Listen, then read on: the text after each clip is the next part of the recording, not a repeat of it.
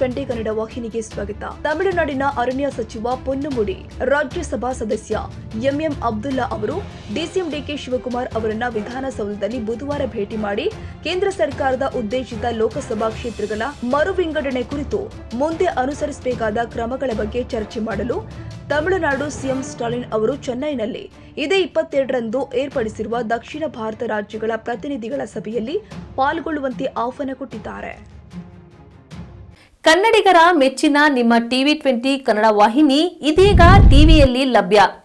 ಕರ್ನಾಟಕ ಮತ್ತು ದೇಶ ವಿದೇಶದ 360 ಡಿಗ್ರಿ ಸುದ್ದಿ ವಿವರವನ್ನ ಪಡೆಯುವುದಕ್ಕೆ ಟಿವಿ 20 ವಾಹಿನಿಯನ್ನು ಲೈಕ್ ಮಾಡಿ, ವಿಡಿಯೋಗಳನ್ನು ಶೇರ್ ಮಾಡಿ, ಕಮೆಂಟ್ ಮಾಡಿ, ಸಬ್ಸ್ಕ್ರೈಬ್ ಮಾಡಿ.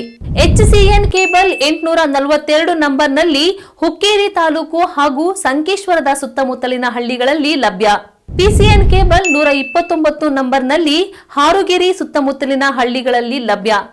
ರಾಯಬಾಗ್ ಡಿಜಿಟಲ್ ಚಾನೆಲ್ ಕೇಬಲ್ 80ನೇ ನಂಬರ್ನಲ್ಲಿ ರಾಯಬಾಗ ತಾಲೂಕಿನ ಸುತ್ತಮುತ್ತಲಿನ ಹಳ್ಳಿಗಳಲ್ಲಿ ಲಭ್ಯ.